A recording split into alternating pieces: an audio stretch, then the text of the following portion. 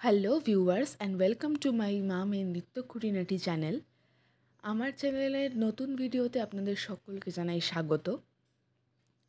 একঘেয়ে ডিমের ডালনা, ডিমের কারি খেতে খেতে হয়তো অনেকেই বোরিং হয়ে গেছেন। যদি বোরিং হয়ে গিয়ে থাকেন তাহলে আমার মতন করে ডিম পালং রেসিপিটি ট্রাই অবশ্যই করতে পারেন। এটি একটি অন্যরকম অনবদ্য রেসিপি, যা আপনাদের সবার ভালো তো লাগবেই।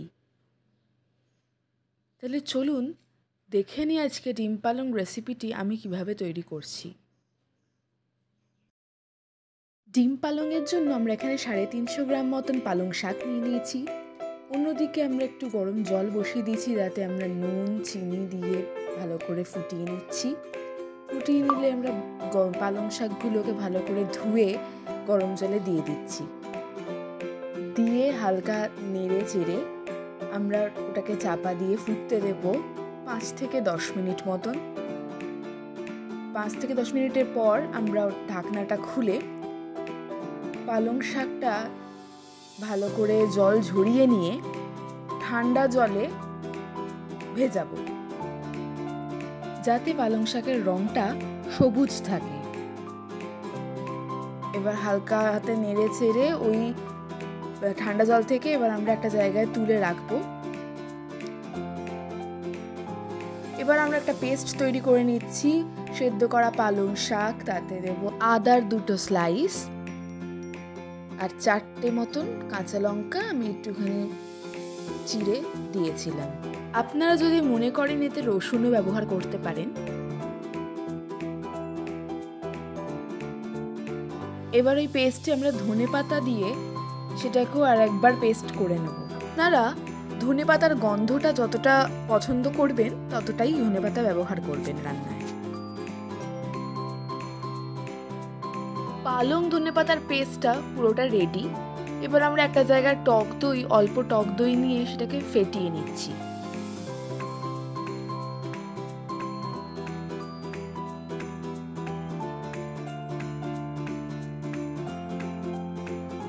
এবার আমরা রান্না শুরু করার জন্য কড়াইতে দিয়ে দিচ্ছি সর্ষের তেল। আমি রান্নাটা পুরোটা সর্ষের তেলেই করছি। এরপর নুন হলুদ দিয়ে সেদ্ধ করে রাখা আগে থেকে ডিমগুলো আমি এখানে ছেড়ে দিচ্ছি ভাজবো বলে। 5টা ডিম নিয়েছি আমি, হালকা করে ভেজে নেব। মাঝে মাঝে আমি এরকম দাগ করে দিচ্ছি যাতে মশলাগুলো ঢোকে। আর একটু দিয়ে নিচ্ছি কাশ্মীরি লঙ্কার গুঁড়ো, দিয়ে হালকা করে ভেজে ডিমগুলোকে তুলে নিচ্ছি।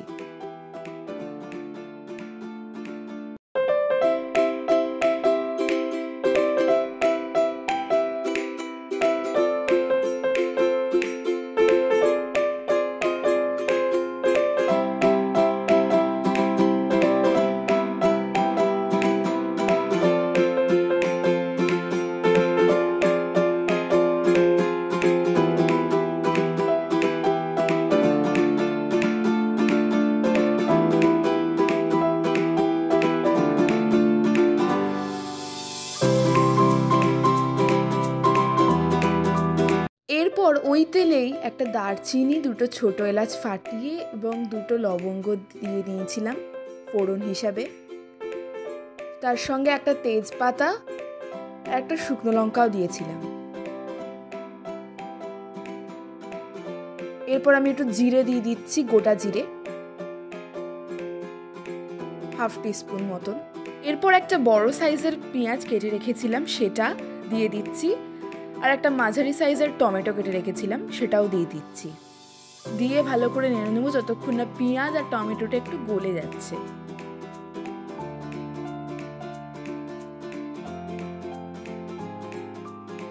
পেঁয়াজ আর টমেটোটা একটু গলে গেলে আমি পেস্টটা ঢেলে দিচ্ছি এর মধ্যে, দিয়ে ভালো করে নাড়াচাড়া করছি। তারপর এর মধ্যে ধনে গুঁড়ো, জিরে গুঁড়ো, হলুদ গুঁড়ো দিয়ে ভালো করে কষিয়ে নিচ্ছি।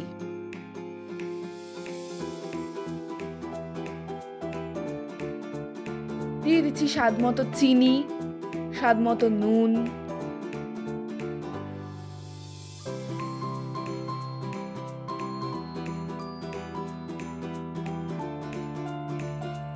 ভালো করে কষিয়ে নিতে হবে যতক্ষণ না মশলার কাঁচা গন্ধ এবং পালং শাকের কাঁচা গন্ধ চলে যায়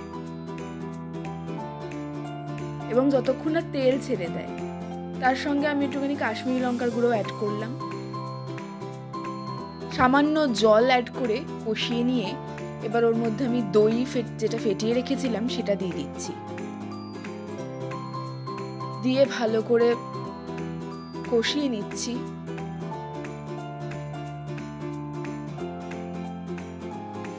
এবার পরিমাণ মতন জল নিয়ে নেব, যতটা গ্রেভি আমরা রাখতে পছন্দ করি সেই ওয়াইজ ততটা জল দিয়ে এবার আমি ডিমগুলো এক এক করে ছেড়ে ওলট পালট করে দিচ্ছি ডিমগুলোকে। দিয়ে চাপা দিয়ে 10 মিনিট রেখে দেব। 10 মিনিট পর ঢাকনা তুলে দেখে নেব যে কতটা ফুটেছে গ্রেভিটা। আর আমাদের ঢাকনা দেওয়ার প্রয়োজন নেই। এবার ঢাকনা খোলা অবস্থাতেই কষিয়ে নিতে হবে। গ্রেভিটা বেশ হয়েই এসছে। এই সময় আমরা উপর দিয়ে কাসুরি মেথি ক্রাশ করে দিচ্ছি আর দিয়ে দিচ্ছি একটুখানি ফ্রেশ ক্রিম। এগুলো অপশনাল, আপনারা ব্যবহার করতেও পারেন, নাও করতে পারেন। এবার আমরা গ্যাসের ফ্লেমটাকে অফ করে নামিয়ে নিচ্ছি এবং সার্ভ করিয়ে দিচ্ছি উপর থেকে ফ্রেশ ক্রিম ছড়িয়ে। ডিম পালং রেসিপি। এই ইউনিক রেসিপিটি যদি আপনাদের পছন্দ হয় এবং আপনাদের কাছেও যদি ইউনিক মনে হয়ে থাকে তাহলে অবশ্যই বাড়িতে ট্রাই করে দেখবেন। দারুণ অনবদ্য এবং সুস্বাদু হয় এই রেসিপি। এবং ভালো লাগলে লাইক, শেয়ার এবং সাবস্ক্রাইব অবশ্যই করে দেবেন আমার চ্যানেলে এবং বেল আইকনটা প্রেস করে রাখবেন। আজকের মতন এতটুকুই। দেখা হচ্ছে নেক্সট ভিডিওতে।